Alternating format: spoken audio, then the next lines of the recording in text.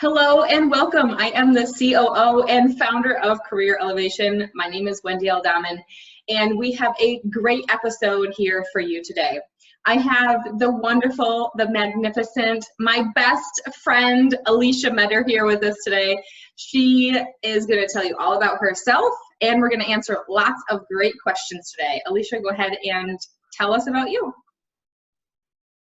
Hi, everybody. My name is Alesha Metter. I am one of the owner and operators of Metter Construction. My husband and I own and operate the business together. And I'm in charge of logistics and operations management, hiring, firing, scheduling, and all the good stuff that goes on with our installs. Wonderful. All right. So my first question is going to be I just kind of want to dive right in here, but it's going to be an easy question for us to kind of go ahead and ask. And how do you create positivity right now with all this shit going on with COVID? I'm huge on positive reinforcement and trying to make the best out of things. So as much as it sucks that we're not working, I think I'm spinning it as, hey, this is time together as a family. This is time with my husband, my children, and we're not, away from each other 8-9 hours a day if we have to be. And we just try to make fun activities at home to keep everybody occupied and not, go crazy. And then I just look forward to what we have to come, going back to work and, starting to get that revenue back in. Yeah, and you've got 2 days and you guys are going to go back to work, right? Only outside jobs officially. Right now, right? Awesome. That's right. Only exteriors, nothing interior right now to keep everybody safe from social distancing, but officially Monday we go back to installing. Beautiful.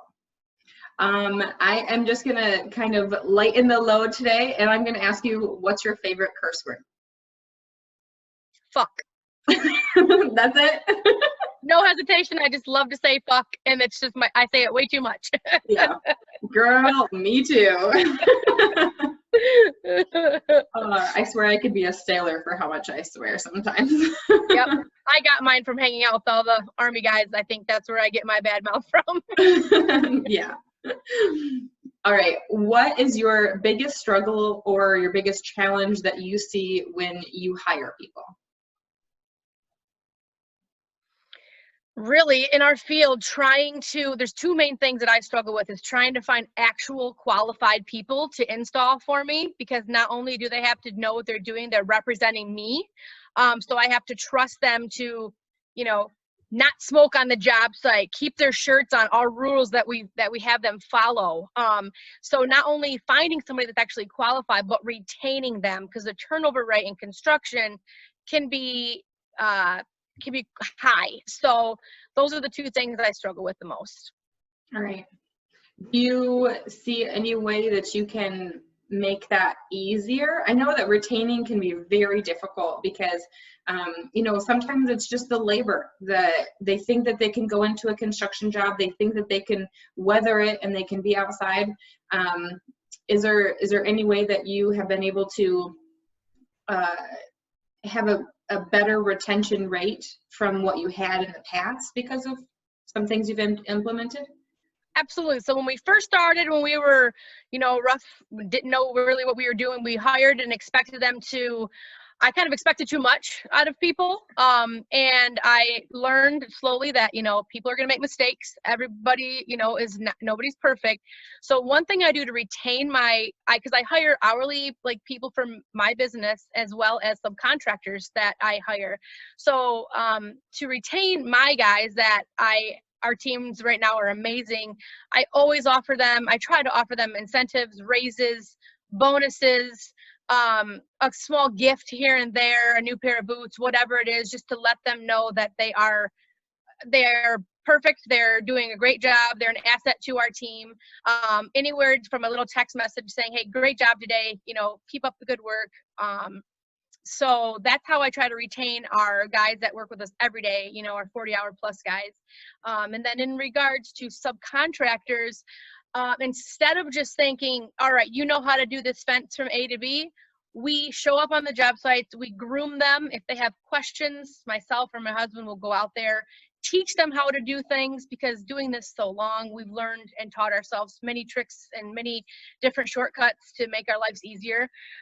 So instead of just in the beginning, 15 years ago, throwing them, being like, here you go, here's the job. Now it's, we're with them the whole step of the way, and we get them to where they need to go to better themselves and expand their business as well. That is an awesome thing to hear. And, I feel like we should all be reaching out, especially right now. I feel like we should all be reaching out at least even just a little bit more because of, COVID and everything. And so even if you are working, if you're not working, sometimes even just messaging your manager, the owner of the company, sometimes that's worth it too, to show them that you care, and, they'll probably do it in return as well. And I know that you've told me before, going back to the fact about giving them raises, I know that you've said before that Dave's really good at giving raises. Yes. David would give them a raise every day if he could. And as we grow as a company, I have to keep reminding him, people also have to grow. We can't start them off, and after a month they're at their glass ceiling. We have to let them grow with us, because they also, not only do we want to keep them, but they also have to prove themselves to us and show us that they're in it for the long haul, and that they want to be here just as much as we want them to be on our team. Mm-hmm. Yeah. Totally agree with that. I know that my husband has that problem too. So I'm very, always very giving. Yes, I'm always like, slow it down just a little bit. Don't give it at month 1. We'll just wait to month 3 or wait to month 6 or something. So if you are listening and you're an employee, then sometimes just know that we're a little bit extra giving and we have to retain it back just a minute. So just be aware of that. Sometimes you're doing an excellent job, but we as business owners have to just kind of slow it down just a minute. One thing that I want to say, yeah. Sorry, I don't. Then if you keep giving it to them, even though they're deserving, they learn to sometimes expect it, and so it could be a double-edged sword. Yep, totally get that too. What's the biggest thing that you see in interviews that you wish you could never see again? I am huge. I don't care if I own a construction business. I am huge on appearance. And not only on, I'm sorry, not appearance, but dress to impress. Right. I don't care if you wear shorts and boots outside to work, but you come to an interview and you dress to, like you are the professional that you are. That is a huge thing of mine. A solid handshake is very important to me. Don't cold fish me. You better solid handshake me. And thirdly, because I'm a female in this field, obviously 99% of the people that I interview are males, and I don't get the respect some of the times that other males get, or my husband's sitting next to me in an interview and they only talk to him, or they'll interrupt me. That is huge, because I can put a fence up with any guy in any guy in this world. So look professional, give me a good handshake, and respect me as I am your interviewer. Yes, 100% agree. And I'll tell you a little story, and I don't even think that you know this. When I was 16, I was interviewing for a host job at a local restaurant, and it was like the hottest day of the summer. It was like 100 and something degrees. In Michigan, it's like never that hot. And I remember that I had black slacks on, and I literally got hired on the spot because she said, we've had 20 other people come in today to interview, and they've all had shorts on, and I'm literally hiring you because you're the only one with pants on. Yep. You got to suck it up sometimes. No pain, no gain. You have to do what you got to do to make that best impression you can, because you have to, single yourself out from everybody else that I'm going to, look into hiring. Agreed. Yep. Always got to be one step better. And I always also like to encourage people to dress better than the person you're going to be interviewing with. So if you are interviewing with the CEO of like a Fortune 500 company, you need to dress better than them. Yep, I agree. intimidation, and not that you would intimidate that person, but you'd be like, that me as an employer I wouldn't, if I wasn't threatened, or excuse me, I wouldn't be threatened. I would be impressed. Like, I love the, I love the, not so much a challenge, but, to know that, okay, all right, I'm going to be on my better game now that you showed up looking fly when, then you didn't, the other person before you. So for sure. Right. Yeah, for sure. What's the weirdest or the funniest thing that you have seen or heard while you're in an interview, and how can we help the listeners to not make that mistake in the future? Oh my gosh. So the weirdest, I mean, there's just so many in my field. This one just sticks out to me every time anybody asks me about interview faux pas. I used to interview in a public setting at like a Big B Coffee, and number one, he was late.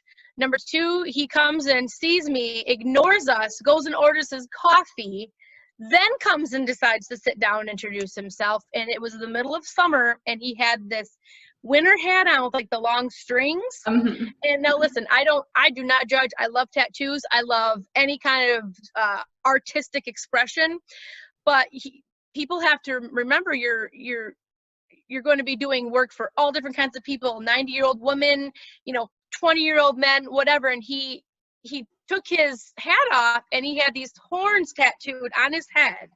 And I was like, okay, again, no judgment, man. Like, I love it, cool, but I don't know if, my grandma would feel comfortable with some guy. And like, he again was not dressed to impress. And so it was a shit show of an interview, but the whole time he was like on his phone, not addressing the questions correctly. He had no idea what the hell he was doing, and he didn't even know. Like, you have to educate yourself, even if you have to fake it until you make it.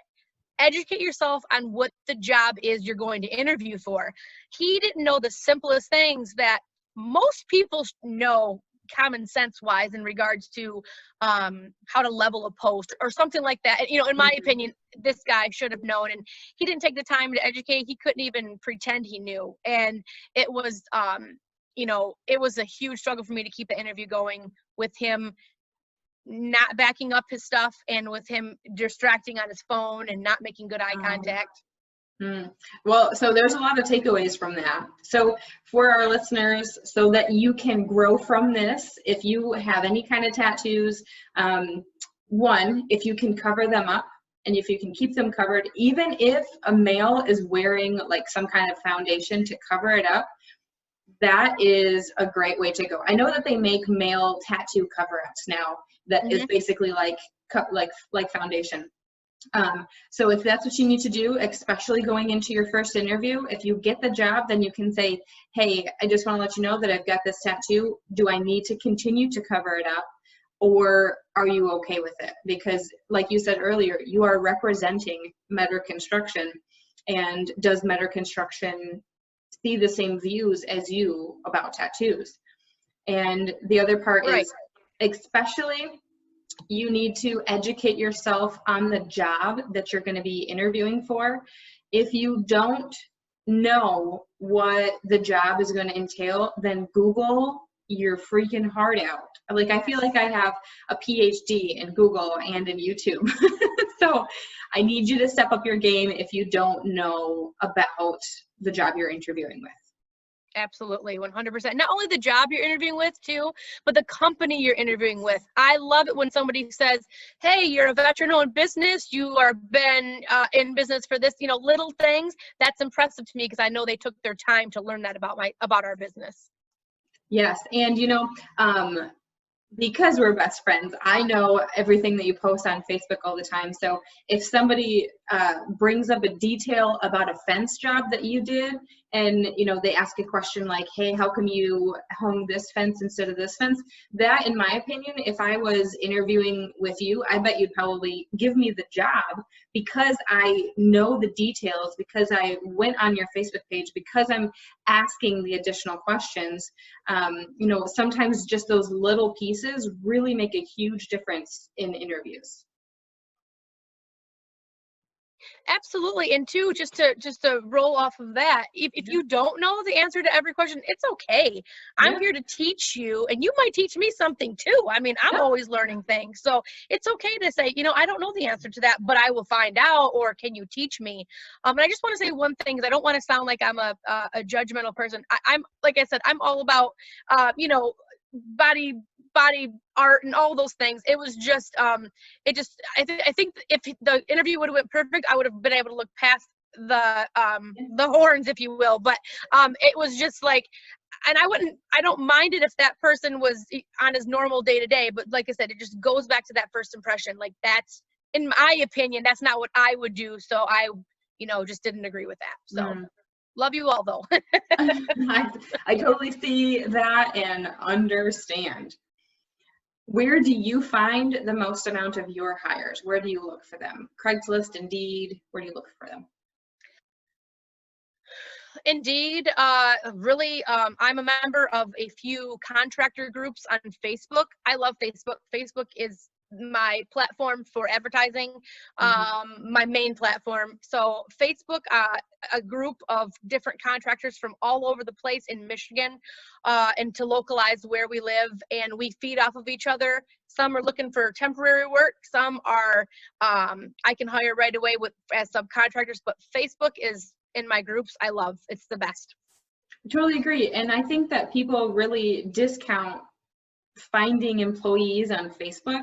And there's a ton of groups out there. I mean, I created one for our local area because I wanted to leave my job, and I figured that that was going to be one of the easiest ways, and there was not a Facebook group yet. So I created a Facebook group, and I mean, now that it seems like there's a Facebook group for everything. I mean, heck, we're both in a Facebook group for Michigan chickens.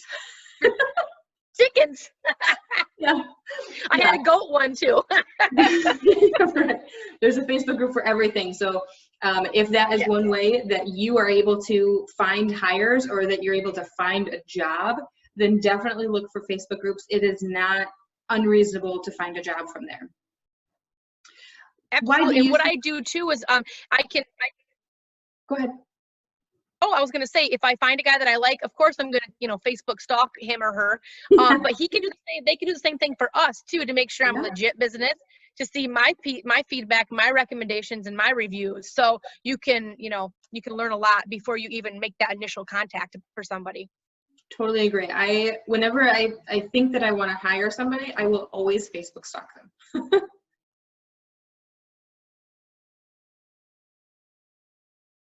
Comfortable, and they're scared to do something bigger and better. Okay. Yep, they're complacent or comfortable. Yes. Yeah, people get really comfortable, but you never know if the grass is greener on the other side. And sometimes it is, and sometimes it's not. But if you are questioning if you should stay in the job that you're at, then it's probably time to leave. Yep. We're all going to have bad days at our jobs, but if it's consistent and you just hate going to work every day, you have to make a change, and you have to time it right for your family and for yourself.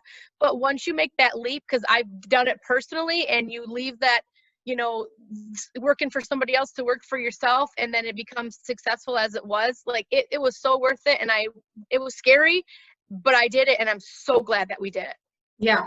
And there's not a lot of times in my life that I feel like this is a really big, scary thing that I should do, I shouldn't do.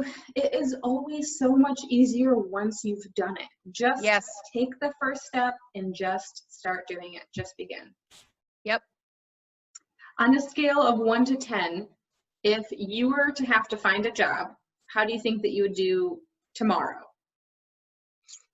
I think I would do fine. I really do. I've always loved going to interviews. I've never been one that's been afraid of public speaking or showing off my attributes to people, because I am a person that, you love me or you hate me, this is who I am. And I've always done really good in interviews, to be completely honest. But I learned interview skills back in high school when I was doing the Career Center. So I definitely think I could interview for something that isn't even in my college degree. If I researched it enough, I could sell myself. I know I could. So I have that about me, is I don't mind doing interviews at all. You know, and I think that kind of goes to show that you just said, one, you would do well, but two, you said if I didn't know, that I would research it ahead of time. And I think that with trying to find any new job that you're going to go into, my first tip for you is to research, because you will find out so much more about that job. Even before applying, before wasting your time sending your resume in, do your research on the front end, and you're going to be so much happier in the long run. Absolutely. Wonderful. Okay, so I'm just going to do a little bit of a recap. So you said that you create positivity now by positive reinforcement. Your favorite curse word is fuck. And your biggest challenge with hiring people is to find quality people that will represent Metter Construction, and then retaining them. Yes. What's the biggest thing that you see in interviews that you wish you'd never see again is you want them to dress to impress, and you want them to respect you.